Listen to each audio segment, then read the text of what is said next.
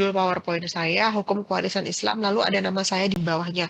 Apakah Anda bisa melihat apa yang saya share? Bisa, Bu. Baik, oke. Sekarang saya mencoba dulu mengganti. Nah, saat ini saya sudah berganti slide dengan judul materi metode perhitungan. Apakah Anda bisa melihat slide yang baru? Bisa, Bu. Baik, terima kasih banyak Mas atas konfirmasinya. Kita mulai ya teman-teman semua. Bismillahirrahmanirrahim. Assalamualaikum warahmatullahi wabarakatuh. Selamat pagi teman-teman sekalian. Pertama-tama mohon maaf, saya tadi keliru menyampaikan di WhatsApp grup. Saya kira jadwal kita 7.00, ternyata jadwal kita 7.15. Karena seingat saya tahun lalu untuk online tetap dimulai pada 7.00 bukan 7.15. Nanti pada pertemuan berikutnya saya akan mengikut jadwal, jadi kita mulai jam 7.15 ya. Lalu kemudian sebelum saya memulai, saya juga ingin menyampaikan bahwa yang pertama, mohon teman-teman memastikan mikrofonnya untuk selalu dalam keadaan off, sehingga tidak mengganggu teman-teman yang lain. Lalu kemudian yang kedua, dalam perkuliahan ini saya barangkali akan beberapa kali menanyakan misalnya apakah suara saya terdengar atau apakah Anda bisa melihat apa yang saya share, sekedar untuk memastikan bahwa jaringan saya terhubung dengan benar dan Anda tidak ketinggalan. Mohon siapa saja volunteer begitu bisa menjawab, termasuk juga ketika saya menanyakan apakah ada pertanyaan, semisal tidak ada pertanyaan, saya mohon juga volunteer siapapun bisa merespon mengatakan tidak dulu Bu atau belum Bu atau apapun itu sehingga saya tahu bahwa saya masih tetap terhubung dengan Anda. Mohon ya untuk yang gitu. Kita mulai dulu perkuliahan kita pada sesuai dengan pembagian materi dan dosen pengampu. Saya mendapat tugas untuk mengampu Anda selama selama 4 pertemuan. Oke, jadi dimulai dari minggu ini, minggu depan, nanti kita akan ada libur Idul Fitri dan 1 minggu lagi setelah libur Idul Fitri. Sebetulnya agak terganggu dengan adanya libur Idul Fitri karena metode kita itu akan jauh lebih efektif apabila disampaikan secara terus-menerus tidak terpotong. Tapi tidak apa-apa, saya akan tetap membantu Anda menemukan cara agar libur Idul Fitri tidak membuat nanti Anda menjadi blank kembali ketika kita masuk lagi. Itu yang pertama. Lalu yang kedua, materi yang akan saya sampaikan adalah metode perhitungan kewarisan Islam. Barangkali Anda banyak mendengar rumor di luar sana, entah itu dari senior Anda, entah itu dari teman-teman Anda, bahwa konon kabarnya hukum waris Islam adalah mata kuliah yang paling sulit gitu, mata kuliah yang paling membingungkan, mata kuliah yang paling rumit, khususnya ketika harus masuk pada materi perhitungan. Saya tidak bisa mengatakan tidak rumit sama sekali, tetapi yang bisa saya sampaikan kepada Anda bahwa saya akan membantu. Saya akan membantu Anda untuk menemukan cara bagaimana caranya supaya Anda tetap mampu menghitung, tetap mampu menerapkan proses-proses perhitungan sesuai dengan prinsip-prinsip hukum kewarisan Islam. Kita memang akan banyak membahas masalah hitung-hitungan. Itu kemudian sebabnya perkuliahan online tidak cukup seperti yang akan kita lakukan ini tidak cukup untuk membuat Anda terbiasa.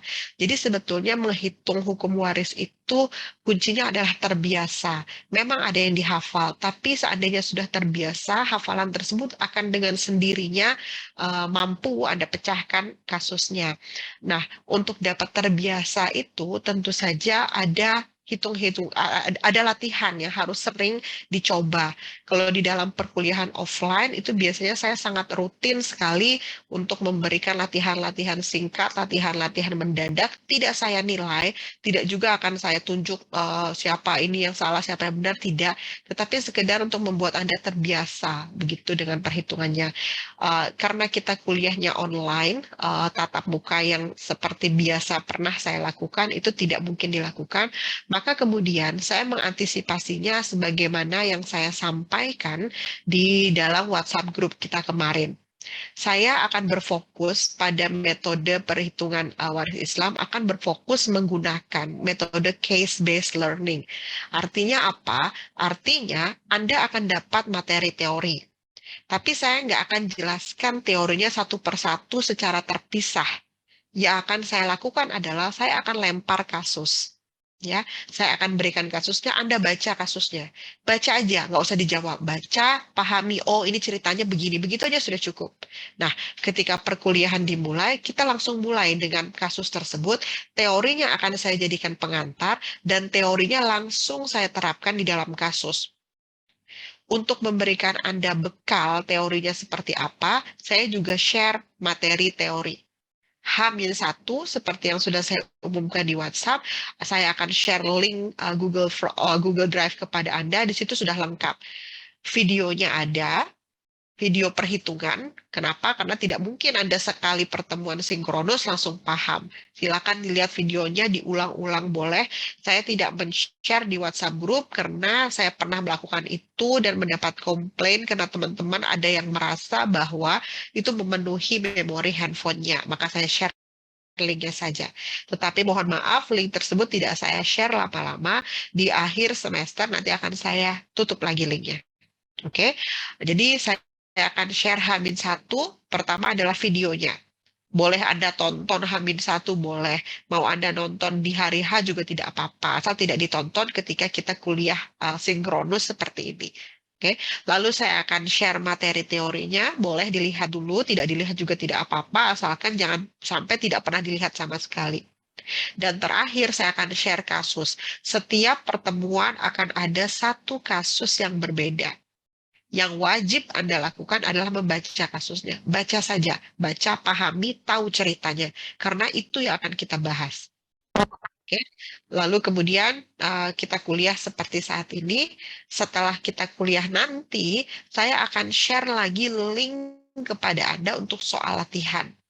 Saya akan berikan juga di WhatsApp group nanti step by step untuk menyelesaikan latihannya. Latihan ini tidak dinilai.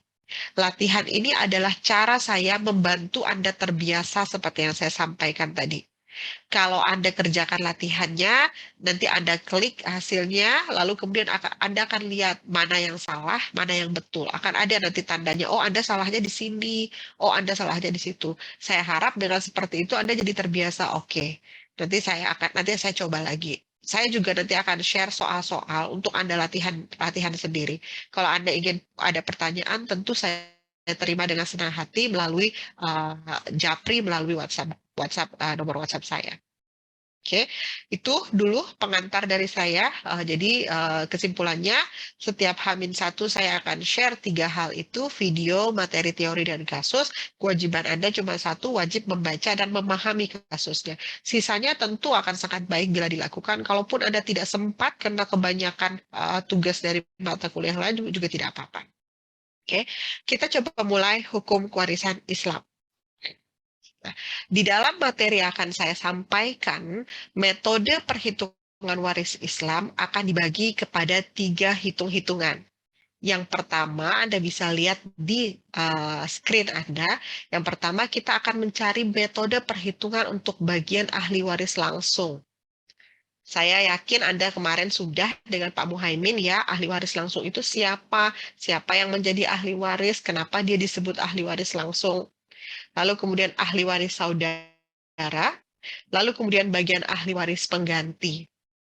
Pada bagian yang pertama ahli waris langsung akan saya sampaikan dalam 2 kali pertemuan. Kenapa? Karena materinya cukup banyak. Lalu ahli waris saudara, lalu ahli waris pengganti masing-masing akan ada 1 pertemuan. Oke, kita masuk dulu ke bagian ahli waris langsung. Oke. Ketika kita masuk pada metode perhitungan waris Islam, tentu saja pertanyaan pertama adalah bagaimana sebenarnya memahami perhitungan waris Islam. Kok katanya ribet, kok katanya susah, kok katanya nilainya susah, kok katanya soalnya membingungkan, soalnya penuh dengan skenario dan seterusnya. Saya mencoba menyampaikan kepada Anda 3-4 sebetulnya, tapi kita lihat tadi 4 hal paling penting untuk membuat Anda paham bagaimana memulai menghitung waris Islam. Oke, yang pertama sekarang Anda bisa lihat kasus yang kemarin saya share. Boleh sambil melihat kasus yang saya share. Dibuka di handphone juga tidak apa-apa. Oke, dari kasus itu Anda lihat di dalam soal-soal nanti biasanya kasusnya akan seperti itu polanya. Ada orangnya, ada kasusnya, ada hartanya, ada kapan dia meninggal, ada berapa jumlah keluarga yang ditinggalkan, ada kondisi-kondisi khusus, semua ada di sana. Jangan pusing ketika lihat kasus panjang, ya. Langsung fokus ke langkah 1 dari kasus yang panjang yang saya share ke Anda, cari mana bagian harta warisan, langsung cek. Anda lihat kasus, lihat mana sih di kasus tersebut ada yang menyampaikan tentang harta. Perhatikan semua komponen harta. Nah, coba saya buka juga kasus saya. Oke, kasus yang saya share itu adalah kasus Pak Niko dan Bu Niki. Di depannya ada cerita dia punya anak dan seterusnya. Pertama kali untuk mempercepat Anda memahami, lihat langsung ke hartanya. Ada yang tulisannya rupiah-rupiah, nah langsung tujukan pandangan Anda ke sana, lihat, oh selama pernikahannya dengan Bu Niki, keduanya memiliki rumah dan tanah, langsung perhatikan situ. Perhatikan apa saja yang ada di komponen harta. Yang saya maksud komponen harta adalah bukan dia punya sawah, bukan dia punya tanah, bukan dia punya mobil, bukan. Tetapi Anda sudah harus bisa mengidentifikasi, kita kaitkan dengan hukum perkawinan. Dalam hukum perkawinan kan ada istilah harta pribadi dan harta bersama. Nah, kita kembali ke kasus, langsung lihat ada rupiah-rupiahnya itu, ada rumah, tanah, dan seterusnya, langsung ada identifikasi. Mana sih yang masuk harta pribadi, mana sih yang dimaksud dengan harta bersama. Masih ingat bagaimana hukum perkawinan memberikan definisi apa yang dimaksud harta pribadi dan harta bersama, itu kita gunakan kembali di harta waris. Nanti akan saya refresh lagi kalau Anda lupa. Oke. Itu langkah pertama. Langkah kedua, setelah Anda lihat harta-hartanya, sekarang Anda perhatikan ini. Di dalam hukum waris Islam ada 3 istilah penting, namanya asal masalah. Biasanya saya singkat dengan huruf AM, ada namanya aul, dan ada namanya rod. Oke, kalau Anda bingung nanti di video juga sudah ada di video yang saya share apa itu 3 hal ini, dan di dalam materi teori juga sudah ada definisinya. Oke, kita nanti akan lihat ya. Jadi setelah kalau Anda dapat kasus, pertama lihat hartanya, ketiga mulai nanti perhatikan 3 hal ini. Kita akan bahas setelah ini. Berikutnya, setelah Anda sudah sampai pada langkah kedua, perhatikan kembali kasus yang Anda pegang, lalu lihat bagian ahli waris. Yang saya maksud bagian ahli waris, baru kemudian Anda cari orang-orang yang ditinggalkan itu siapa. Di kasus Pak Niko ini misalnya Anda lihat, oh dia punya istri 1, namanya Bu Niki. Oh dia punya 2 orang anak laki-laki, 1 orang anak perempuan. Jangan sampai di situ, lihat di akhirnya apakah ada orang lain yang dia tinggal. Oh ternyata di bawahnya ada tulisan, oh Pak Niko juga meninggalkan ayahnya yang sudah tua. Nah itu harus Anda identifikasi di awal. Pertama lihat hartanya, kedua ingat kita punya asal masalah awal dan rod, lalu ketiga baru lihat kepada orang-orangnya. Nah, langkah 1, 2, 3 ini yang akan saya bahas sebagai bagian metode perhitungan. Langkah 4, lihat apakah ada kondisi khusus. Ini belum masuk di sini. Ini nanti bagian setelah saya selesai menyampaikan kepada Anda, dosen berikutnya akan melanjutkan khusus langkah 4 ini. Apa yang terjadi apabila di dalam kasus ada kata-kata memberikan wasiat untuk AW itu ahli waris, atau memberikan hibah untuk ahli waris. Itu nanti ya, setelah lebaran, nanti setelah lebaran saya 1 kali, kemudian dosen berikutnya akan menerangkan khusus langkah 4. Kita ke fokus ke langkah 1, langkah 2. Oke, sekarang kita lihat ke langkah 1. Gimana sih menerapkan langkah 1? Oh iya, sebelum saya melanjutkan, kalau Anda punya pertanyaan, boleh langsung loh dipotong pembicaraan saya, langsung saja sampaikan saya mau tanya atau apapun, tidak apa-apa. Lalu kalau ada yang ingin melalui chat room juga boleh. Kita lihat langkah 1. Ingat tadi langkah 1 saya bilang apa? Lihat hartanya. Ya, di dalam kasus apapun itu nanti akan disebutkan hartanya, ada nilainya. Untuk mempermudah Anda nilai yang saya sampaikan di dalam kasus itu adalah nilai perolehannya. Kayak nilai perolehan, bukan nilai perolehan, nilai saat yang bersangkutan meninggal dunia. Kalau di level S2 itu nanti di dalam soal lebih ribet lagi, akan dibilang misalnya, oh Pak Niko beli tanah tahun 1970, harganya sekian, terjadi penyusutan atau terjadi inflasi, maka kemudian tugas mahasiswa S2 lah untuk menghitung berapa nilainya saat ini. Tapi Anda tidak sampai pada sana, jadi nilai yang sudah ada itulah yang dihitung, nggak perlu dipikirkan lagi apakah ada kenaikan harga atau penyusutan dan seterusnya. Oke. Langkah 1, perhatikan hartanya. Kadang ada rumah, ada mobil, ada sepeda motor, ada kemudian yang saya gambar cincin itu maksud saya mahar, lalu kemudian ada sebidang tanah, biasanya itu. Nah, setelah Anda lihat harta, perhatikan di dalam kasus, apakah ada perjanjian kawin atau tidak. Ini lagi-lagi berhubungan dekat dengan ketentuan hukum perkawinan Islam. Ya, di dalam hukum perkawinan Islam, saya refresh sedikit, ada istilahnya harta pribadi dan harta bersama. Oke, harta pribadi itu apa? Harta pribadi adalah harta yang didapatkan sebelum perkawinan, atau ada atau lagi, atau hibah, waris, atau wasiat yang didapatkan baik sebelum perkawinan maupun selama perkawinan. Anda masih ingat nggak? Itu saya coba terangkan dulu ya. Semoga Anda masih ingat. Harapan saya sih masih ingat. Sebentar. Oke. Di sini saja, di dalam hukum perkawinan Islam, kita mengenal harta itu ditentukan dari saat perkawinannya. Anda bisa lihat di screen, katakanlah garis yang vertikal ini adalah saat perkawinan. Dikatakan bahwa di dalam hukum perkawinan Islam, semua harta yang didapatkan sebelum perkawinan itu masuknya harta pribadi. Di dalam hukum waris kita tidak pakai istilah harta pribadi ya, nanti Anda akan lihat kita pakai istilah harta bawaan. Karena ini hukum waris. Tapi sama konsepnya, harta pribadi. Lalu kemudian ada ketentuan khusus tentang harta pribadi. Katakanlah saya menyebutnya ini harta pribadi 1, yaitu harta pribadi yang didapat sebelum perkawinan. Ada ketentuan khusus di dalam hukum perkawinan Islam, dikatakan bahwa semua bentuk wasiat,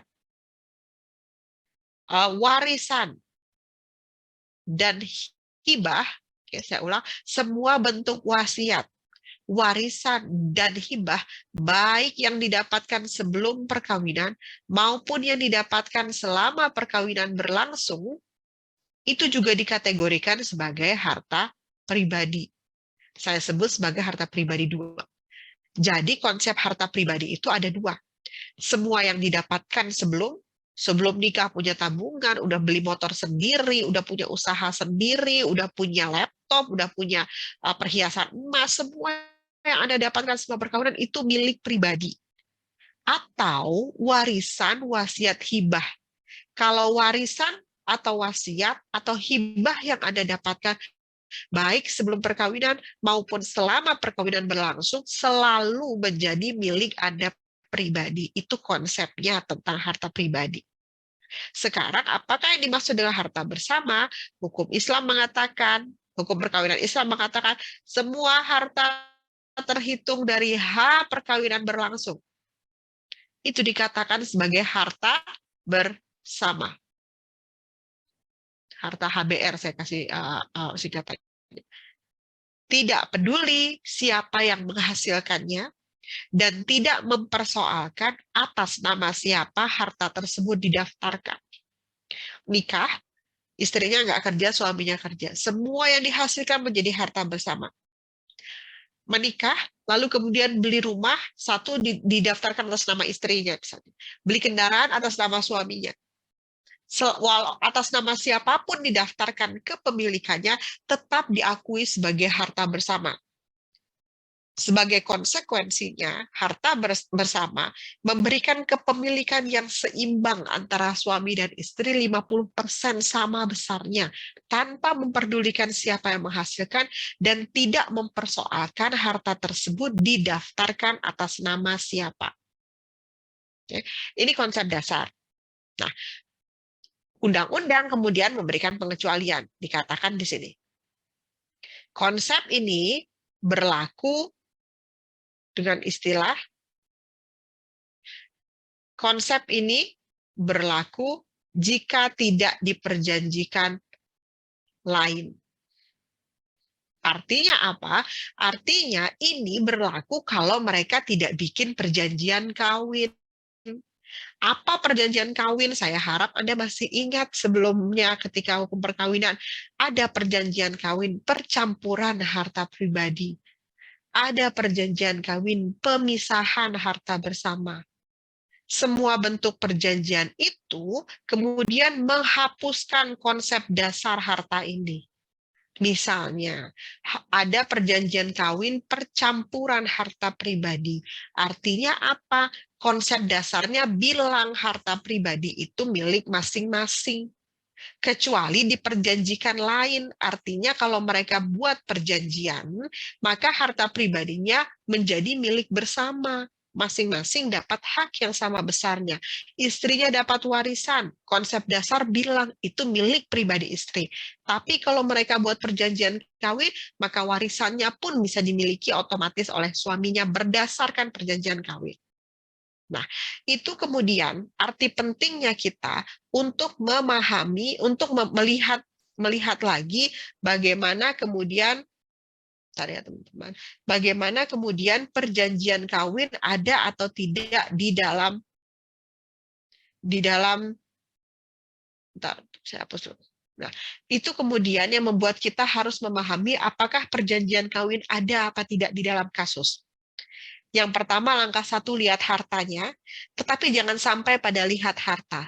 Lihat perjanjian kawin. Kenapa? Karena perjanjian kawin akan mengubah bagaimana kita memisahkan harta-harta tersebut. Akan mengubah nilai yang tadinya harta pribadinya sekian, bisa mengubah nilai harta pribadi. Demikian juga dengan harta bersama.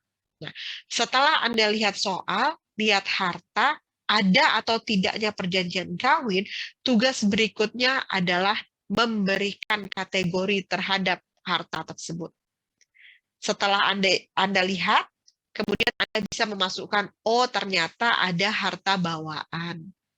Harta bawaan itu harta pribadi. Oh, itu bentuknya motor sama maharnya jadi harta pribadi. Oh, ada harta bersama, saya tulis HBR. Oh, rumah sama mobilnya ternyata harta bersama. Oh, ternyata ada hutang atau ada piutang. Oh, ternyata tanah yang gambarnya di sini ada seperti daudnya itu, oh ini adalah hibah atau wasiat. Itu sangat penting untuk Anda mampu mengkategorikan ini, harta ini masuk dalam kategori apa. Mana yang bawaan, mana yang bersama, mana yang hutang, mana yang wasiat hibah. Oke. Kata kunci ya ketika kita membahas harta adalah 1, Anda hafal konsep harta perkawinan. Sebelum kawin harta pribadi, waris wasiat hibah selalu harta pribadi. Setelah menikah harta bersama. Anda paham dulu konsep itu. Setelah itu Anda paham bahwa perjanjian kawin bisa mengubah konsep itu. Setelah Anda paham, itu kuncinya untuk mengetahui harta. Setelah itu baru Anda bisa mengkategorikan seperti yang saya sampaikan di sini. Oke, sampai di sini dulu. Saya tanya, ada pertanyaan nggak? Gue izin tanya, Boleh. kalau mahar yang didapat wanita itu selalu masuk ke harta bawaan dia ya? Ya, untuk mahar selalu menjadi harta pribadinya istri. Ya, di dalam hukum waris kita nggak nyebut istri atau suami ya, karena hukum waris itu terjadi karena setelah kematian maka saya akan mengubah istilahnya menjadi janda atau duda. Maka mahar selalu menjadi milik pribadinya janda. Baik Mbak, itu Mbak. Ada lagi? Yang lain tidak ada? Ya, oke, dan baik. Oke. Yang lain tidak ada, kalau tidak ada saya next ini ke penjelasan berikut. Oke. Nah, setelah Anda tahu langkah pertama adalah memilah-milah harta, kita lihat kemudian setelah Anda ketemu harta, kita kurangi biaya-biaya. Apa sih yang dimaksud dalam biaya-biaya? Kalau Anda lihat kasus Anda, di situ ada namanya biaya rumah sakit, ada namanya biaya pemakaman. Semua biaya tersebut dalam hukum kewarisan Islam dibebankan kepada harta yang meninggal. Jadi biaya pemakaman itu nggak dibayari oleh anaknya, nggak dibayari oleh keluarganya, tapi diambil langsung dari harta yang meninggal. Begitu juga biaya rumah sakit. Boleh nggak misalnya anaknya sukarela? Tentu boleh kalau sukarela. Tetapi konsep dasarnya dibiayai oleh harta yang bersangkutan. Oke, nah kita coba terapkan konsep ini di kasus yang telah saya sampaikan. Anda boleh lihat kasusnya. Ingat, saya sudah sampaikan, ketika ketemu kasus yang pertama, lupakan tulisan yang panjang ini, cari harta di mana, dari bagian mana dia mulai membicarakan harta. Oh, ternyata mulai di sini dia mulai membicarakan harta. Ada rumah, ada tanah. Nah, apa yang harus Anda perhatikan? Lihat kata-kata selama pernikahannya bersama Bu Niki.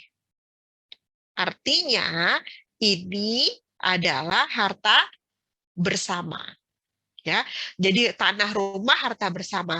Sawah di kampung halaman Bu Niki dibeli atas nama Bu Niki. Lihat saya tulis, dibeli atas nama Bu Niki. Artinya ada harta yang didapatkan selama perkawinannya tapi didaftarkan atas nama satu orang, yaitu Bu Niki, tetap dianggap sebagai harta bersama. Lalu mereka beli mobil, lalu kemudian, nah ini dia. Mulai dari sini, Anda mulai lihat ada yang harus Anda perhatikan dengan seksama. Oke, nih. Mana nih?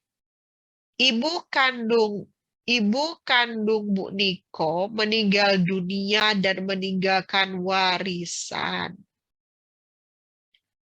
Ini diterima warisannya ya setelah yang bersangkutan menikah. Kan 2 tahun sebelumnya, maksudnya sebelum meninggal, dapat warisan. Apa kedudukan warisan? Kita kembalikan hukum perkawinan.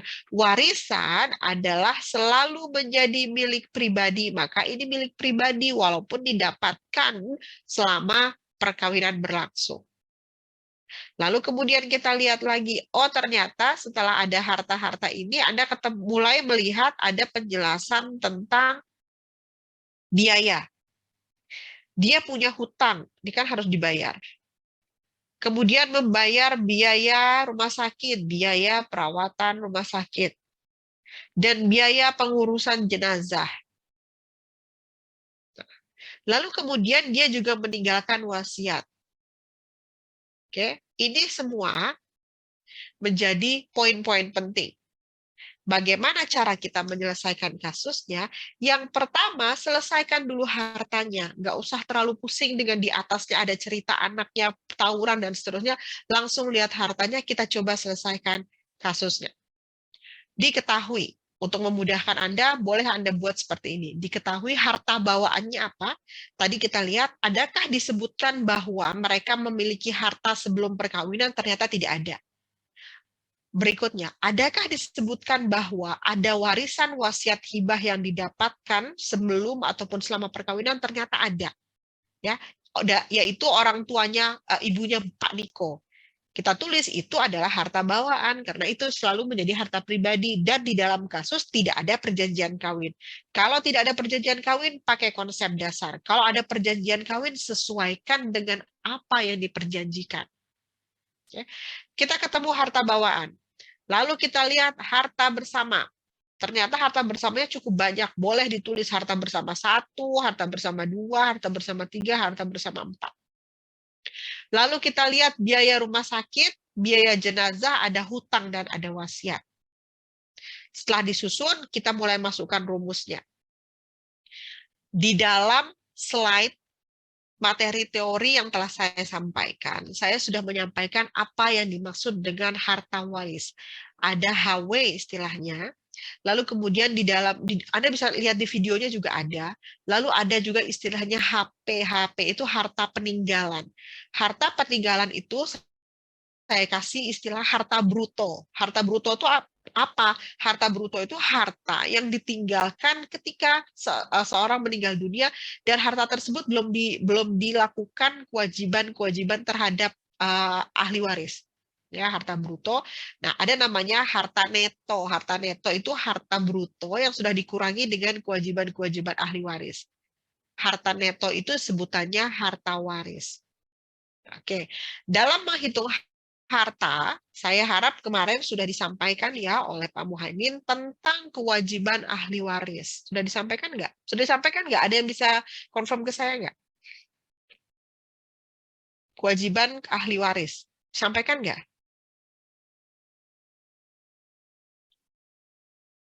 Permisi teman-teman, suara saya terdengar nggak ya? Sudah, Bu. Sudah disampaikan ya kemarin? Oke. Kewajiban ahli waris itu ada 4.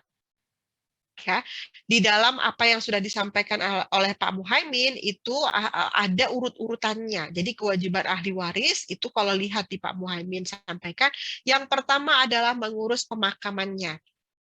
Yang kedua adalah membayar hutang-hutang, ya. Yang ketiga kemudian menunaikan wasiatnya. Yang keempat baru membagi harta warisnya. Nah, 4 hal ini itu diurutkan bukan tanpa maksud.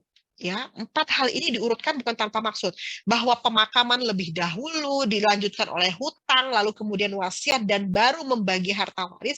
Ini itu ada hubungannya dengan hitung-hitungan. Apa hubungannya? Hubungannya adalah 4 hal ini itu skala prioritas. Sehingga dalam kita menghitung 4 hal ini harus dihitung sesuai urutannya.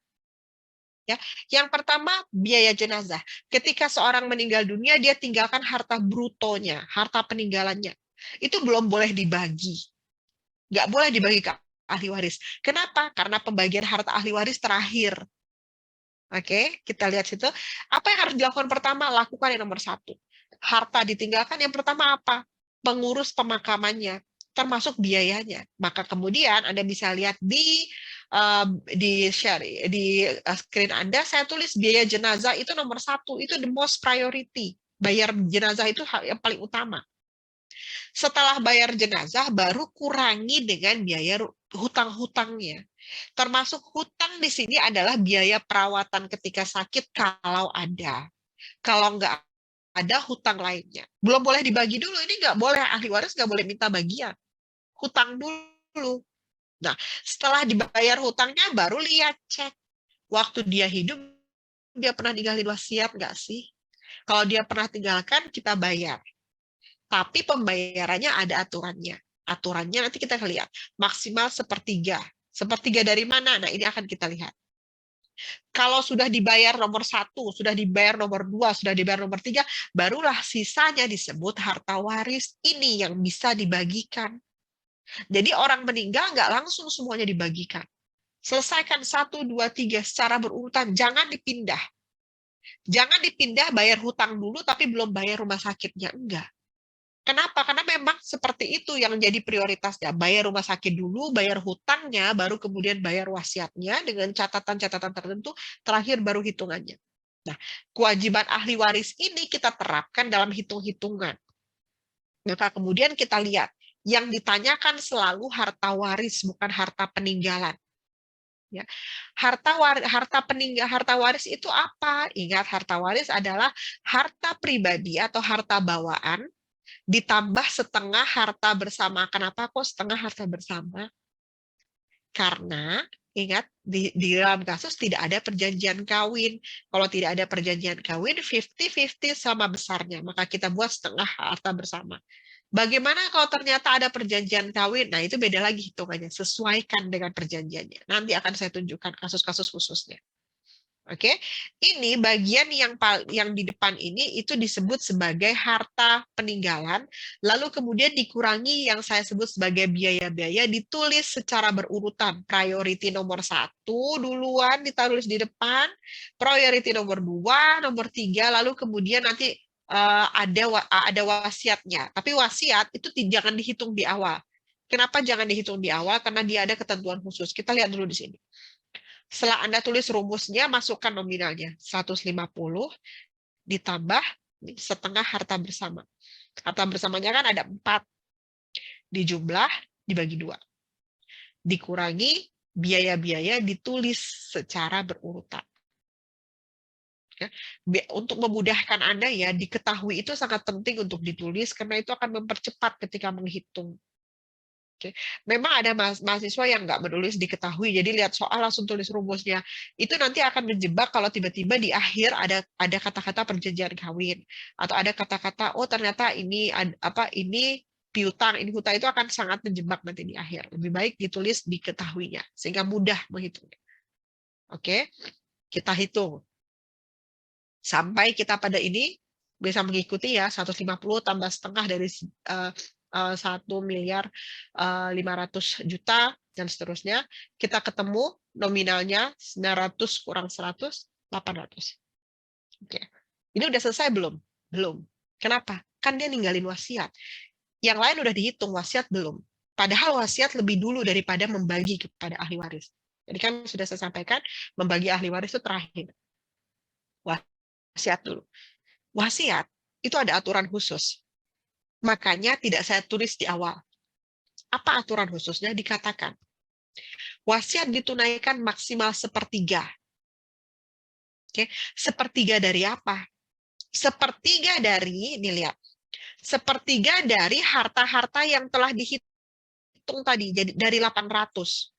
Bukan 1/3 dari harta bruto.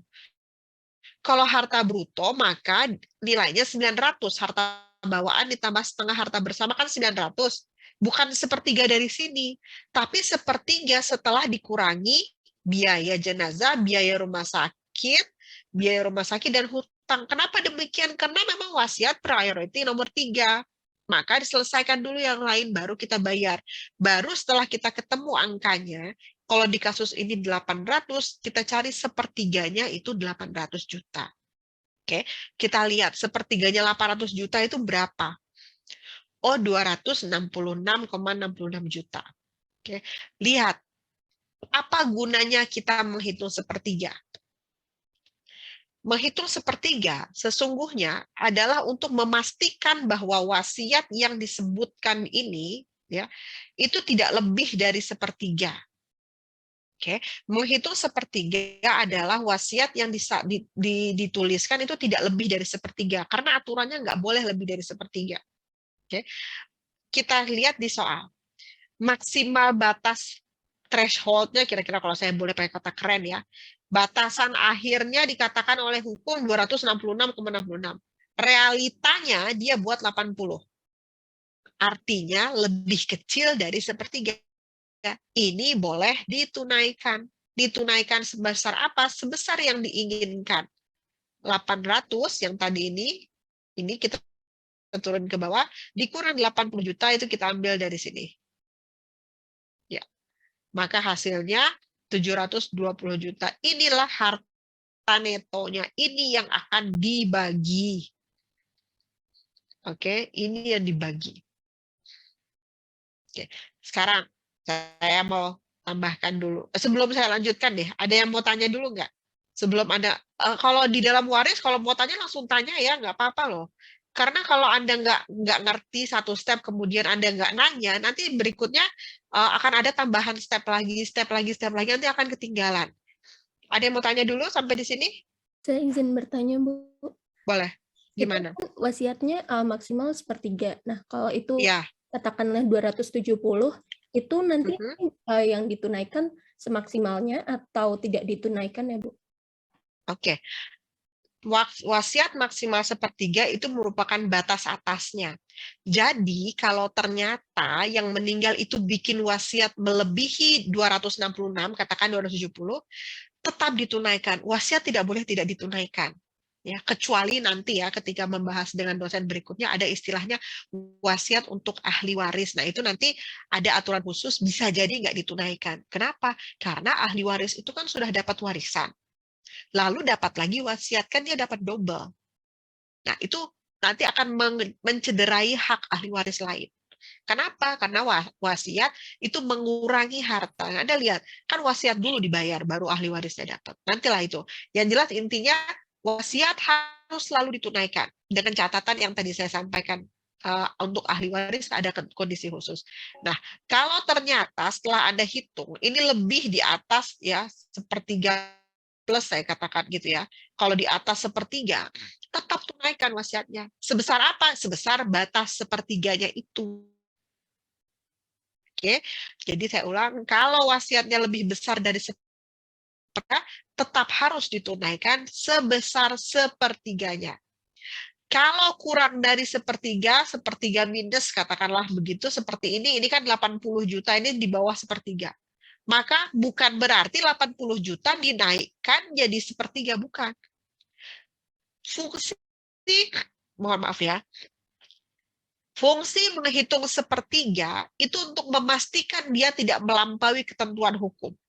Kalau dia di bawahnya, tunaikan seperti apa adanya, seperti yang dia inginkan. Kalau dia pas di sepertiga, tunaikan seperti itu. Tapi kalau lebih, turunkan jadi batasnya. Begitu konsep wasiatnya. Oke. Mbak yang tanya tadi, bisa dipahami atau masih harus diulang? Sudah, Bu, terima kasih. Oke. Ada lagi yang mau tanya sebelum saya lanjut? Izin bertanya, Bu. Boleh. Kalau di kasus ini tuh terkait harta warisan dari ibunya, itu berarti sudah harta warisan bersih yang dimiliki Pak Niko gitu ya, Bu. Jadi tidak perlu Iya. kayak dibagi lagi. Enggak. Karena harta warisan selalu jadi milik pribadi. Oke. Itu khusus langsung masuk, ibaratnya langsung masuk kantongnya Pak Niko, udah nggak usah dibagi dengan Bu Niki. Karena itu harta pribadi, kecuali di perjanjian lain. Nanti kan kita lihatlah pertemuan berikutnya di perjanjian lain itu gimana sih bedanya gitu. Maksud Ya, saya, jadi maksud saya tuh ibunya Pak Niko itu kan meninggalkan harta waris. Itu Mm-mm. berarti sudah fix bagiannya Pak Niko gitu kan. Bukan harusnya kalau harta waris dibagi-bagi dulu dengan anaknya atau sesuai aturan begitu. Kalau di soal ini berarti sudah fix itu punyanya Pak Niko utuh gitu. Betul. Kalau ada kasus seperti ini itu untuk punya dia sendiri. Saudaranya kita nggak hitung lagi. Intinya dia udah dapat segitu gitu.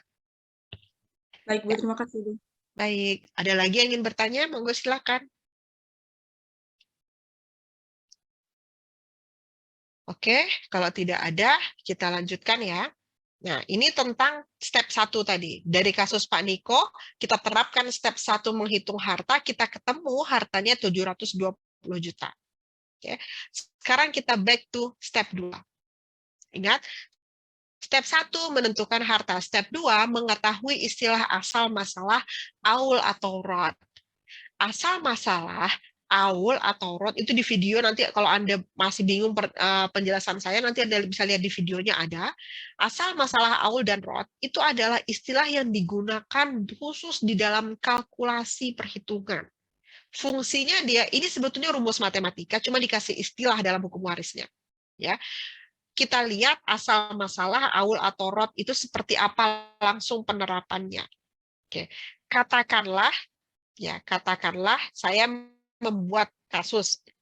Di sini Anda bisa lihat di sebelah kiri JAI 2AP. J itu janda, A itu ayah, I itu ibu, AP anak perempuan. Oke, di sebelah kanan JI1AP, 1 janda, 1 ibu, dan 1 anak perempuan. Katakanlah ini kasus imajiner gitu ya, untuk membantu kita memahami 3 istilah ini.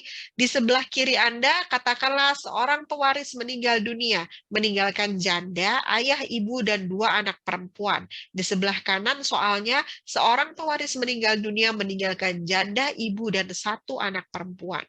Oke. Nanti akan kita lihat dari apa kok ada angka 1/8, 1/6, 1/6, 2/3, setengah, dan seterusnya, itu nanti akan kita bahas. Saya masukkan saja dulu, nanti akan kita lihat kenapa bisa dapat seperti ini. Oke, dalam kasus yang sebelah kiri, jandanya dapat 1/8, ayahnya 1/6, ibu 1/6, anak perempuan 2/3. Pada kasus sebelah kanan, janda 1/8, ibu 1/6, 1 anak perempuan dapatnya 1/2. Yang mau kita fokus apa itu asal masalah. Asal masalah. Di sini sudah saya keluarkan angkanya 24, di sini angka 24. Apa sih asal masalah? Masih ingat nggak waktu kalian SD itu menghitung pecahan itu seperti apa? Kalau menghitung pecahan berbeda, saya coba tulis di sini ya. Misalnya ada tugas dari guru Anda. 1/3 ditambah 1/4 ditambah 1/6. Ini tugas Anda, cara ngitungnya gimana ini? Apa kita jumlahin jadi semuanya 3/13? Kan nggak begitu. Ingat nggak, guru Anda bilang istilahnya disamakan dulu penyebutnya. Kan ya? Disamakan penyebutnya. Bagaimana cara menyamakan penyebutnya? Keluarlah istilah KPK. Masih ingat? Kelipatan persekutuan terkecil. Artinya apa? Mencari angka terkecil yang bisa dibagi 3, dibagi 4, dan dibagi 6. Apa angkanya? Kalau yang terkecil adalah 12. Bisa nggak 24? Bisa. Tapi kita kan cari KPK-nya terkecil. Terkecilnya 12. Sudah dapat penyebut, apa yang harus Anda lakukan? Lalu kemudian Anda samakan pembilangnya. 12, caranya gimana? 12 dibagi 3. Itu 4 dikali 1, di sini 4. Di sini 3. Di sini 3. Benar nggak? Yang terakhir itu 3. 3 apa 2? 2, Bu. 2 ya, oke. Jadi sudah. Oke, jadi ini ternyata 2 bukan 3. Oke, kita lihat ini adalah 2.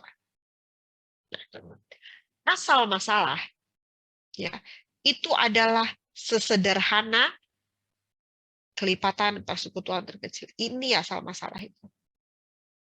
Oke, saya ulang. Asal masalah adalah kelipatan persekutuan terkecil. Bilangan terkecil yang bisa dibagi kepada semua komponen yang mau kita hitung. Ya, ini cara hitungnya, cuman istilahnya disebut asal masalah di dalam hukum waris Islam. Dalam kasus nomor sebelah kiri, asal masalahnya 24. Kenapa? Karena bilangan yang bisa dibagi 8, bisa dibagi 6, bisa dibagi 6, dan bisa dibagi 3. Paling kecil adalah 24. Bisa nggak 48? Bisa, tapi kan yang kita cari terkecil. Demikian juga di kasus sebelah kanan, 24 ini kita dapat dari mana? Bilangan yang bisa dibagi 8, dibagi 6, dibagi 2. Itu tentang asal masalah. Oke, sekarang kita lihat lagi. Nomor 1, lihat asal masalah sudah terjawab. Asal masalah adalah kelipatan persekutuan terkecil. Sekarang selanjutnya. Bentar, ada yang chat ini. Sebentar ya, saya lihat chatnya dulu ya, supaya jangan ketinggalan. Oh iya, betul, tadi yang mengoreksi. Oke, sekarang kita lihat. Setelah kita ketemu asal masalah, apa yang harus kita lakukan? Sama seperti cara menghitung yang tadi saya sampaikan, kita harus menyamakan penyebutnya, lalu kemudian menyesuaikan pembilangnya. Ya. Menyamakan penyebutnya, maka 24 dikali 1 dibagi 8 adalah 3. Ini juga sama, 24 dibagi 8, 3. Oke. Di sini 4, di sini 4 juga, lalu berikutnya ibu di sebelah kiri dapatnya 4, di sebelah kanan dapatnya 12. Ya. Lalu khusus anak perempuan 16. Nah ini nih, saya coba mengingatkan ya, ini adalah kesalahan yang yang saya sering temui. Jadi saya kalau mengajarkan waris, saya selalu mengingatkan kesalahan mahasiswa. Mahasiswa kadang-kala kalau dilihat ini, itu nggak dikali 2 dulu. Jadi 24 langsung dibagi 3 sama dia. Padahal kan di atasnya ada 2. Harusnya dikali 2 baru dibagi 3. Ini salah satu kesalahan yang sering. Ya, besok-besok jangan diulangi lagi. Oke. Sampai di sini sudah paham ya kenapa dapat angka 3, 4, 4, 16. Yang sebelah kanan dapat 3, 4 sama dengan 12. Oke. Setelah itu apa yang harus kita lakukan? Kita jumlahkan. Di dalam hukum warisan Islam itu dikatakan bahwa 3, sebelah kiri ya, 3, 4, 4, 16 itu bagiannya. Ya, kita jumlahkan bagiannya. Kita ketemu angka 27 di sebelah kiri, 19 di sebelah kanan. Oke. Kita lihat. Sekarang mulai fokus awal dan rod. Lihat yang sebelah kiri dulu. Angkanya 27. Padahal asal masalahnya 24. Artinya jumlah bagian lebih besar dari asal masalah. Ini namanya awal. Oke. Di sebelah kanan. Jumlahnya 19. Lebih kecil daripada asal masalah. Ini namanya rod. Oke. Apa arti penting aul dan rod? Ketika terjadi aul dan rod, yang kita lakukan adalah menggunakan aulnya dan rodnya sebagai penyebut baru. Saya ulang, arti penting aul dan rod, apabila sudah menemukan aul dan rod, maka kita menggunakan angka tersebut sebagai penyebut yang baru. Oke, 27, jadi tiganya itu dari ini. Ya, kita lihat yang sudah ini, tiganya di sini pindah jadi bilangan baru, 27-nya naik ke sini. Sehingga kita dapat 3/27, di sini juga 3/19. Lanjutkan ke semuanya. 4/27, 4/27, 16/27, 4 kali 4/19, 6/19. Angka ini 3/27, 4/27, 4/27, 16/27 itu adalah bilangan bagian barunya. Secara teoritis, janda itu, kita lihat sebelah kiri ya, kasus kiri. Secara teoritis, janda itu dapatnya 1/8. Tetapi teoritis harus diterapkan dalam hitungan matematis. Secara matematis, dia dapatnya 3/27. Ya, sebelah kanan sekarang. Secara teoritis, janda dapatnya 1/8. Tetapi ketika teori tersebut diterapkan dalam kasus, maka secara matematis, janda dapatnya 3/19. Oke. Nah, ini step perhitungan ya nanti. Setelah Anda dapat bilangan ini, barulah kita kali dengan apa? Harta waris yang mana? Yang tadi kita hitung. Kan tadi kita langkah 1. Langkah 1 kita cari, dikurangin ini, kurangin sampai ketemu harta netonya, harta warisnya. Inilah kemudian kita kali ke sini. Katakanlah misalnya, katakanlah untuk lebih gampang, saya anggap dalam kasus ini harta warisnya 270. Maka 3/27 dikali 270. Hasilnya adalah 30. Yang ini hasilnya adalah 40. 40, ini 160. Artinya apa? Artinya dari harta warisan yang ditinggalkan oleh pewaris sebesar 270 ini, janda dapatnya 30. Ayah dapatnya 40. Ibu dapatnya 40. 2 anak perempuan dapatnya 160. Ingat, 2 anak perempuan yang saya tanyakan dalam setiap kasus selalu bagian masing-masing ahli waris. Maka dibagi 2. Maka masing-masing anak perempuan dapat 80. Ini cara perhitungan. Saya lihat di room dulu. Ibu itu di kanan kenapa 16/19? Oh iya, mohon maaf ya. Terima kasih Mbak Nilu. Ini seharusnya bukan 16/19 ya. Mohon dikoreksi, harusnya 12/19. Terima kasih koreksinya. Sebentar, saya tulis dulu. Ini harusnya 12 ya. 12. Juga seperti itu di sini. Kalau misalnya katakanlah 190 ya untuk gampangnya, maka sama kondisinya. Maka asal masalah adalah KPK. Aul dan rod adalah nilai penyebut baru yang digunakan sebagai bagian baru secara matematis setelah teori diterapkan. Sampai di sini bisa dipahami nggak? Asal masalah aul dan rod. Wah, jam kita sudah seperti ini. Tapi nggak apa-apa ya. Nggak ada yang mau tanya ini. Saya baca pertanyaannya. Permisi Bu, izin bertanya. Ketika di realitanya ternyata nominal harta warisannya itu tidak bulat, apakah nanti kita harus memulatkan nominalnya terlebih dahulu sebelum dibagikan ke ahli waris? Atau dihitung seadanya ya? Anda tanya di realita. Memang Mas, di realita itu kemudian tidak gini, kalau pakai putusan pengadilan itu nanti kan minta supaya para pihak menyebutkan harta waris di detail apa saja. Nah, putusan pengadilan nanti itu nggak sampai kepada nominal ini biasanya, nggak sampai di nominal ini. Oke, putusan pengadilan biasanya cuma sampai di sini.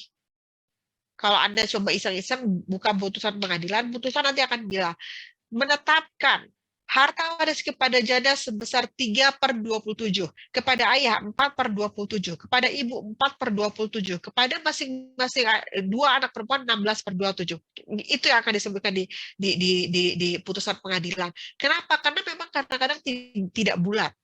Nah, nanti diserahkan kepada para pihak untuk menerapkan 3/27. Karena kadang-kala kalau kita lihat di kasus nyata, orang itu kan bagi waris nggak semuanya bentuknya uang kan. Ada tanah, ada rumah, ada mobil. Ada yang mau cari aman, udah jual semuanya jadiin duit, duitnya kita bagi, ada. Ya, kalau seperti itu gampang. Terapkan seperti ini. Tetapi ada yang nggak mau lah, sayang, ini kan rumahnya ada kenangannya. Wah, ini mobil saya butuh mobil, masa dijual sih hari gini? Kalaupun dijual dapat berapa? Mana mungkin beli mobil baru. Nah, ketika itu terjadi, maka yang penting adalah tahu pembagiannya 3/27, 4/27 itu yang penting. Nanti bisa apa ya istilahnya, istilah dalam hukumnya itu nggak ada istilah hukumnya, tapi saya boleh katakan nanti bisa ditimbang sendiri. Misalnya, ini tanah, harganya itu lebih dari 3/27 misalnya. Tapi si jandanya bilang, tapi saya butuh tanah ini. Oke, ambil untuk janda, nanti sisanya, kekurangan selisihnya, dia bayar cash kepada ahli waris lainnya, boleh. Ya, kira-kira begitu. Kalau ngomong realitanya memang susah, Mas, nggak mungkin bulat. Cara mengatasinya ya seperti itu. Kalau mau gampang, jual semua, uangnya langsung dibagi sen-sennya itu dibagi gitu. Tapi dalam realitanya nggak begitu. Makanya kemudian butuh tahu bagian yang 3/27, 4/27 ini. Oke? Bisa, Mas? Bisa dipahami? Bentar, saya lihat. Baik, Bu. Terima kasih banyak. Oke. Ini tentang asal masalah aul dan rod. Kita lanjutkan ke berikutnya. Oke. Nah, langkah ketiga, seperti yang saya sampaikan tadi, langkah pertama sudah tahu warisannya. Langkah kedua sudah tahu tentang asal masalah aul dan rod. Sekarang langkah ketiga. Apa tadi langkah ketiga? Menentukan besar bagian ahli waris. Nah, untuk itu yang perlu Anda lihat sekarang mulai kepada kasus yang dibagikan, orangnya itu siapa aja sih? Nanti di sana bisa di kasus ada macam-macam orangnya. Si A, si B, si C, ada temannya, ada babysitternya, ada mantannya, ada segala macam ada di sana. Ada istri pertama, ada istri kedua, ada mantan istri, dan seterusnya, dan seterusnya. Semua itu nggak usah bikin bingung, tempatkan mereka dalam satu kelompok sama keluarga dan kerabat. Setelah itu, baru kita harus filter. Kenapa kita filter? Karena kita akan mencari istilahnya ahli waris yang berhak. Siapakah ahli waris yang berhak? Semua yang ditinggalkan oleh pewaris, orang meninggal, dia pasti meninggalkan keluarga dan kerabat. Tapi belum tentu seluruh keluarga dan kerabat itu berhak menjadi ahli waris. Kenapa demikian? Karena hukum mengatur ada 3 syarat menjadi ahli waris. Dari mana syaratnya? Ingat-ingat lagi pertemuannya Pak Muhammad kemarin. Mudah-mudahan masih ingat ya. Ada 3 syarat ahli waris yang berhak.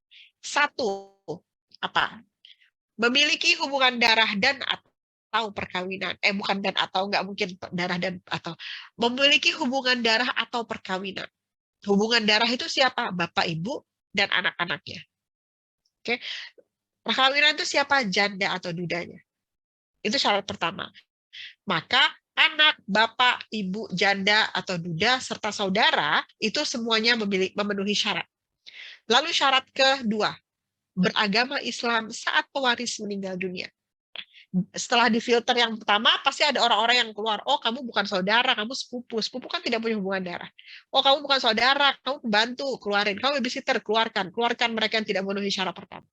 Setelah itu tersisa. Lihat dari syarat itu, beragama Islam saat pewaris meninggal dunia. Cek. Dari yang sudah difilter, ada yang tidak beragama Islam, kalau enggak ada yang dikeluarkan. Dikeluarkan dari ahli waris. Nanti akan ada ketentuan khusus untuk keluarga yang tidak beragama Islam. Terakhir, tidak ada halangan mewaris. Masih ingat halangan mewaris? Membunuh atau mencoba membunuh, membunuh, mencoba membunuh atau menganiaya berat. Yang kedua, dengan cara memfitnah, menuduh pewaris melakukan tindak pidana yang diancam minimal 5 tahun. Udah tahu ya itu, nggak usah saya ulang ya, kenapa kok membunuh kenapa, apa yang dimaksud dengan memfitnah. Intinya kalau 3 hal tersebut sudah, 2 hal tersebut dilakukan, maka dia terhalang. Filter 1, hubungan darah atau perkawinan. Filter 2, beragama Islam. Filter 3, halangan hukum. Cari, kalau Anda lihat di gambar ini, dari semua orang-orang ini, filter mereka. Setelah filter, ketemu orang-orang yang memenuhi syarat. Setelah itu, kelompokkan. Saya buat 3. L itu namanya langsung. Apa itu ahli waris langsung? Ahli waris langsung itu ya hubungan darahnya langsung. Siapa mereka? Mereka itu anak, orang tua, janda atau duda. Yang kedua, S itu saudara. Saudara itu siapa? Saudara perempuan, saudara laki-laki, saudara perempuan seibu, saudara perempuan seayah, saudara laki-laki seibu, saudara laki-laki seayah, saudara perempuan kandung, saudara laki-laki kandung, semua saudara. Paham ya bedanya seayah, seibu, kandung? Dulu dalam konsep hukum waris yang lama itu dibedakan loh. Sekandung beda, perempuan kandung beda, perempuan seibu beda, perempuan seayah beda, laki-laki seibu beda, laki-laki seayah beda, laki-laki kandung beda. Beda. Sekarang sudah disamakan. Terima kasih Anda masuk Fakultas Hukum di masa ketika sudah disamakan. Sekarang sudah satu istilahnya, saudara perempuan atau saudara laki-laki. Dan terakhir saya tulis P itu pengganti. Siapa itu pengganti? Ahli waris yang menggantikan kedudukan ahli waris yang sudah meninggal. Kita lihat siapa mereka, kita masukkan. Setelah Anda tahu orang-orang ini sudah memenuhi syarat, kita kelompokkan dia masuk kelompok mana. Langsung itu tadi J atau D, janda atau duda, anak laki-laki, anak perempuan, ayah dan ibu. Mereka yang masuk langsung ini selalu, sepanjang mereka memenuhi 3 syarat, selalu jadi ahli waris. Nggak boleh nggak, sepanjang memenuhi 3 syarat tadi. Lalu kemudian ada ahli waris saudara. Nah, ahli waris saudara ini, dia memenuhi 3 syarat. Tapi dia bukan prioritas. Ya, kenapa dia bukan prioritas? Karena kedudukannya ditutup oleh 2 orang. Istilah hukum warisnya ditutup. Siapa yang nutup mereka? Ayah dan anak. Artinya, kalau pewaris punya ayah, saudara nggak dapat. Kalau pewaris punya anak, saudara nggak dapat. Misalnya Anda sekarang bayangin, ya Anda kan punya kakak, punya adik. Saya nggak mendoakan, misalnya terjadi sesuatu, Anda meninggal. Kepada siapakah warisan Anda jatuh? Kan siapa tahu Anda punya tabungan, ya kan? Siapa tahu Anda punya bisnis, gitu. Siapa tahu pada siapakah warisan Anda jatuh? Kepada yang L ini langsung. Anda punya janda atau duda enggak? Oh, belum, masih single. Oke, enggak.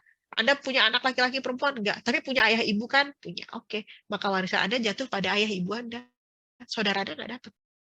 Atau sebaliknya, orang yang sudah tua, misalnya orang tuanya sudah meninggal semua. Dia cuma punya anak-anak aja. Punya saudara, punya. Saudaranya pun tidak dapat. Itu nanti detail kita akan bahas di pertemuan ketiga. Yang penting Anda sudah tahu, saudara. Lalu ahli waris pengganti, siapa mereka? Cucu laki-laki dan cucu perempuan. Nanti kita akan bahas kenapa mereka dapat warisan. Intinya Anda sudah harus tahu dari orang-orang tadi itu siapa sih mereka tuh kelompoknya mana.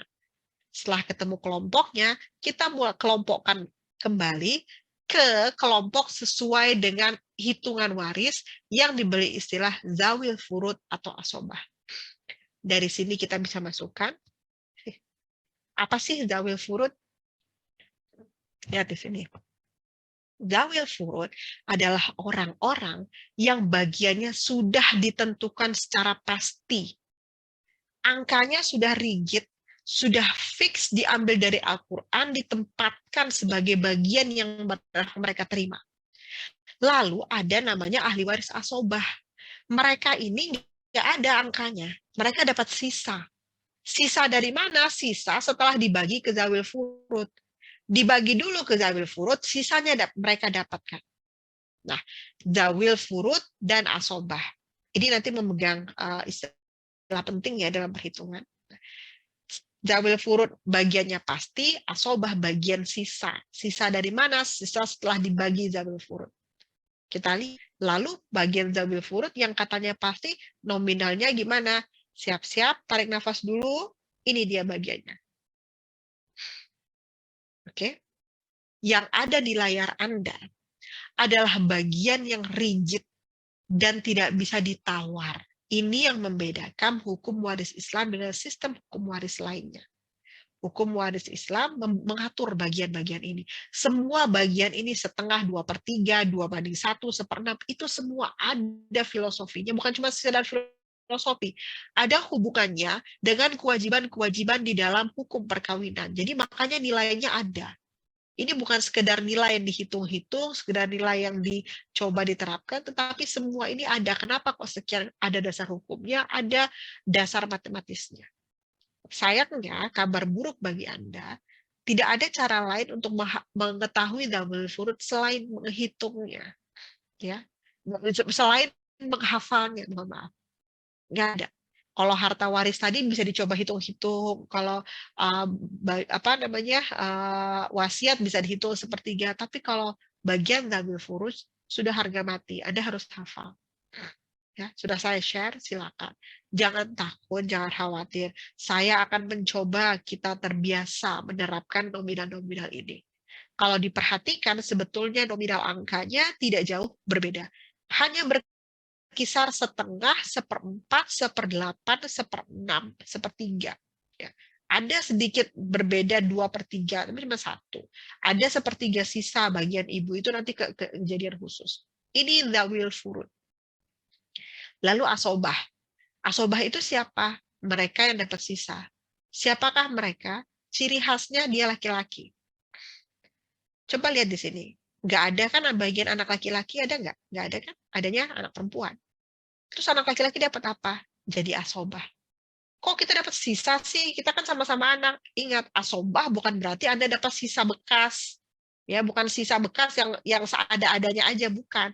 Nanti dalam perhitungan Anda akan lihat bahwa asobah itu selalu mendapat nominal paling tinggi di antara semuanya.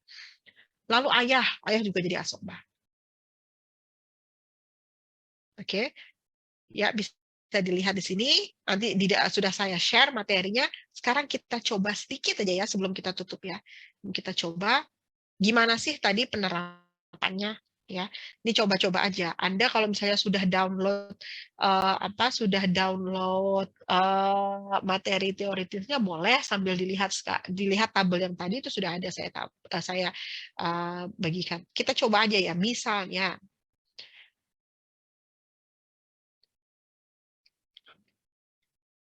ya.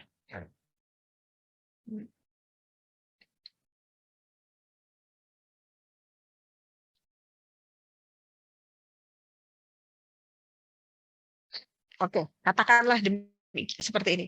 Kita mulai dari mana ya? Ini nomor 1, saya kasih nomor 1, 2, 3. Oke, sebentar saya ganti dulu warnanya supaya memudahkan untuk membedakannya. Anda kalau nggak paham langsung tanya loh ya. Saya paling takut deh kalau mahasiswa nggak paham terus nggak tanya. Karena besok udah beda lagi. Nih, katakanlah contohnya seperti ini. Kasusnya ada, kemudian kita mulai jabarkan seperti ini. Nomor 1, pewaris meninggal dunia, meninggalkan duda, ayah, ibu, dan 1 anak perempuan. Step pertama, masukkan angka-angka karena mereka semua dzawil furuj. Lihat 1, Anda boleh sambil lihat tabel Anda ya, kalau Anda ada di handphone atau Anda buka 2 screen boleh. Lihat duda. Berapakah bagian duda? Kalau di dalam tabel, bagian duda itu ada 2, bisa setengah, bisa seperempat. Tergantung apa? Tergantung ada anak atau keturunan. Kita lihat, ada anak nggak? Oh ada, dia punya anak perempuan. Duda karena ada anak, maka bagiannya adalah 1/4. Ayah ada anak, bagiannya 1/6. Boleh ya sambil dilihat kalau Anda mau, saya cepat-cepat aja. Ibu kalau ada anak, bagiannya 1/6. Gini aja deh. 1 anak perempuan, karena dia sendiri, maka bagiannya 1/6. Nah, tempatkan ini. Apa selanjutnya? Cari asal masalah. Berapakah asal masalah yang bisa kita dapatkan? KPK terkecilnya adalah 12. Maka di sini kita anggap 3, 2, 2, di sini 6. Apa step berikutnya? Jumlahkan. 3 tambah 25, 7, 13. Ya, maka di sini kita muncul angka baru. 3/13, 2/13, 2/13, 6/13. Dikali dengan harta warisnya. Ini dia perhitungannya. Ya. Kita coba soal kedua. Pewaris meninggal dunia, meninggalkan janda, ibu, dan 2 anak perempuan. Dia nggak punya ayah, meninggal, lalu kemudian anaknya perempuan ada 2. Kita lihat. Berapakah bagian janda? Lihat di tabel kalau Anda mau sambil lihat. Janda ada anak, bagiannya adalah 1/8. Ibu ada anak, bagiannya 1/6. 2 anak perempuan, 2, bukan 1. Lihat perbedaannya, maka 2/3. Asal masalah lagi. Saat ini asal masalahnya adalah 24.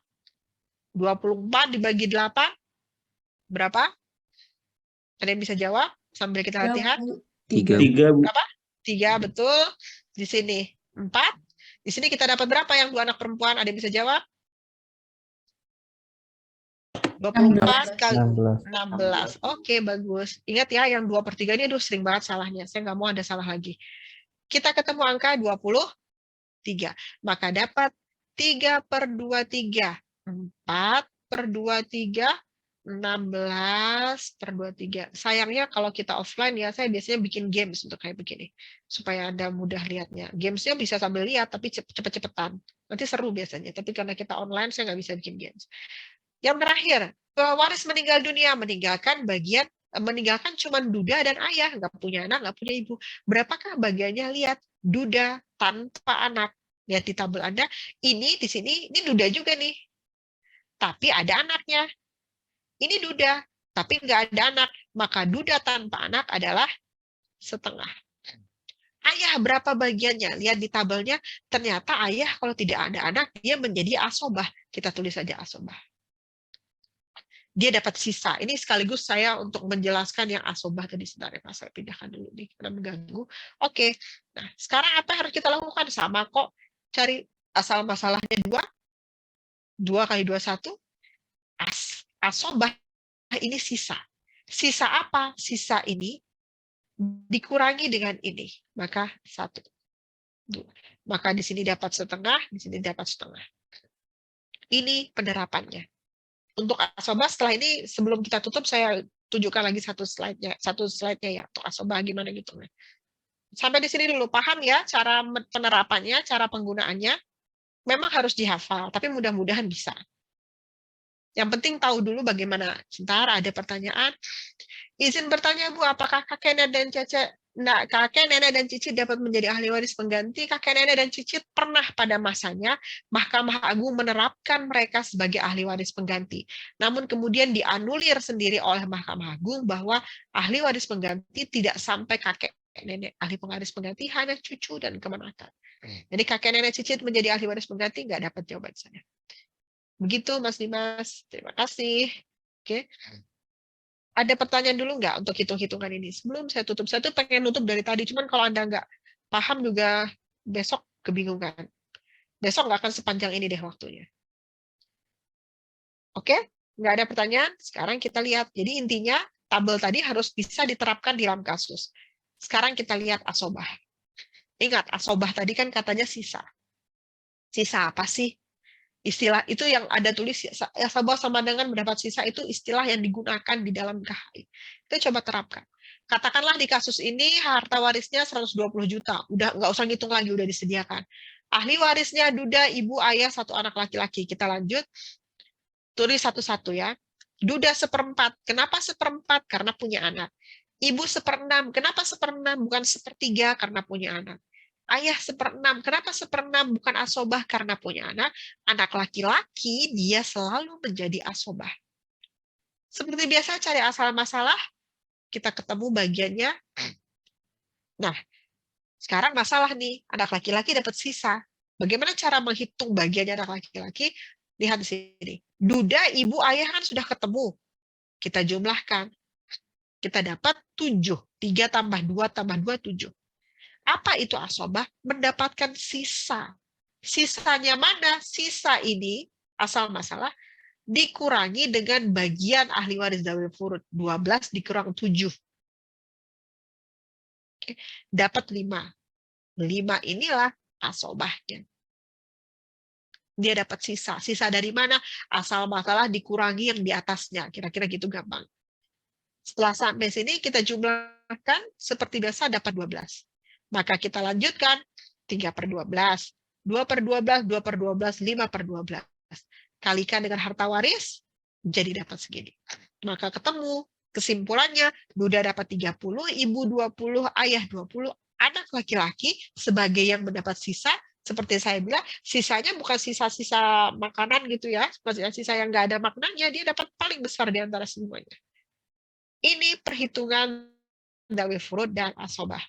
Inilah yang saya maksud sebagai perhitungan ahli waris langsung. Oke, sampai di sini ada pertanyaan nggak? Ini waktu kita udah jauh banget ya. Sebenarnya sih masih ada, tapi udahlah, Anda pasti capek. Besok kita lanjut. Ups, ntar dulu mas saya. Mana sih mau saya? Sebentar, saya kehilangan gambar mau saya. Oke, aduh maaf. Ini ada pertanyaan di chat room. Sebentar. Oke, ini chat room-nya. Pertama, izin bertanya Bu, dalam hal meninggal tidak memiliki keluarga intinya tidak menikah, pembagian kepada saudara-saudaranya seperti apa ya Bu? Pembagian kepada saudara kita bahas di pertemuan 3 ya Mbak Agnes, soalnya itu lebih complicated ya, karena ada aturannya. Sebetulnya untuk kasus ada itu gampang. Masalahnya kadang-kadang dalam kasus real tidak segampang apa yang Anda tanya. Intinya saudara dapat dengan syarat-syarat tertentu dan nominal-nominal yang berbeda. Oke, pertanyaan berikutnya izin bertanya Bu, berarti kalau ada ahli waris asobah tidak mungkin awal dan rot. Betul sekali dengan Mas Muhammad, siapa nih di saya Muhammad Raihan. Betul sekali Mas dan teman-teman semuanya. Saya kasih clue-nya ya. Kalau sudah ada asobah itu udah pasti penyebutnya sama dengan asal masalahnya, nggak mungkin awal atau rot. Udah itu aja. Kalau nggak ada asobah langsung di pikiran Anda tuh, oh ini bisa awal atau rot gitu. Karena di situ juga banyak yang miss gitu ya. Itu jadi betul sekali Mas Muhammad. Lalu kemudian oke, Mbak Agnes mengatakan baik Ibu, terima kasih. Sampai di sini dulu, ada pertanyaan nggak? Ini minggu depan pertemuan berikut aja ya. Oh, kasihan Anda pasti udah capek. Sampai di sini ada pertanyaan lagi? Oke. Yang mau tanya langsung ada nggak? Nggak ada ya. Oke, sebelum saya tutup